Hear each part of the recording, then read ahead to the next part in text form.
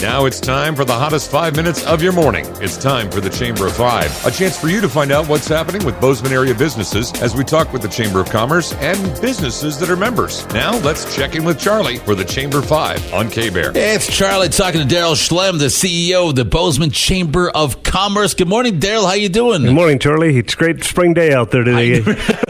I remember. Do you remember grass? I remember. Yes. I think I saw a picture once in a book of green grass. I think I saw that about Thanksgiving. Yeah, I do like. Speaking of colorful, though, I do like your tie, your Tasmanian devil tie you got going on. You're a well put together guy. You always look dapper, slick back hair. You look like you're like Gordon Gekko would swoon over you. I'm like, oh, that guy's got style.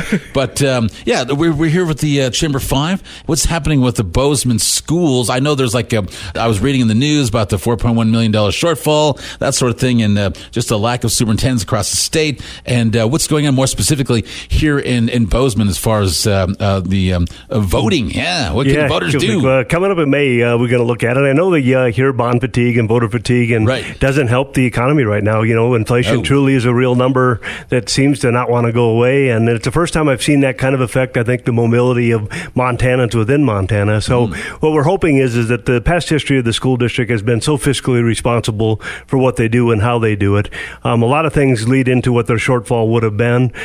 Each year, I think it's very unfair. They have to come back with their hat in hand to the operational budget to ask the state to approve it. It should be like our general operating budget for our business. We shouldn't have to go back every year and ask for it. I just think it's a flaw in the system from there. So the operational side of things, people shouldn't be surprised. This is you ask for as long as legislation's been there and as long as school districts have been around. When the change was made to have to go back operational.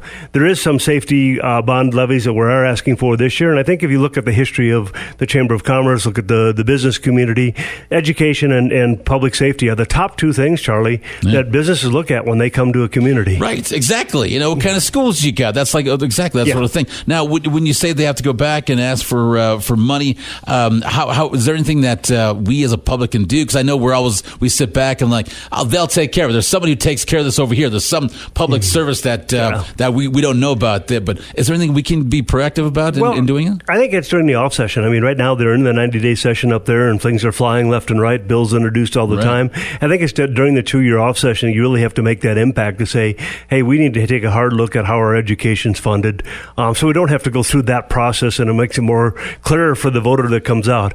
Because I don't think our bond language does well at all, because if you look at the bond language that they put out, it actually shows a very conservative 7% increase in the district's tax base. And if you add up the total of bonds, that means it's $9.83 per 100,000. I kind of chuckle. They should always put it $90.83 per 1 million, because it's more reality to the types of houses that we have here. Exactly. Exactly. I see that. So the housing prices have come down, but the mentality is still like, hey, man, things are still are popping off here, and we have to adjust accordingly. And no matter what sort of positive reinforcements we have happening in the news, we still have to deal with the realities of these numbers and all that fun stuff. But so if you look at that $9.83 number, that's based off a 7% increase. Now, with the every 2-year tax assessment and all the new buildings coming on and being assessed faster, I think the school district's probably conservative by 14%. I think we'll see a 20% assessment increase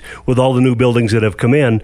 If you take that number then, which you can't put on the ballot because it's estimations, you're looking that's probably going to be more like $5 or $5.15 per 100,000 to invest back into our education. And there is a great explanation for that during the pandemic when we came out of it. Some people have not come back. We've seen prices of housing price our families that have young kids in elementary, so we have less elementary schools in 2 schools this year.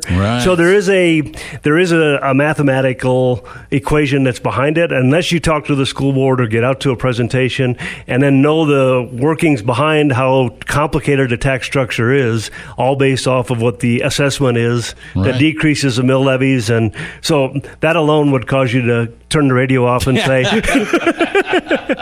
keep it on though. But no, thank you for bringing these to light. Daryl Schliem, CEO of the Bozeman Chamber of Commerce.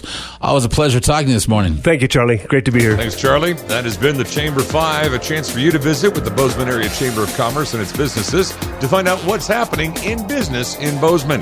Let's get you back to more good times and great oldies now on 99.9 KBEAR.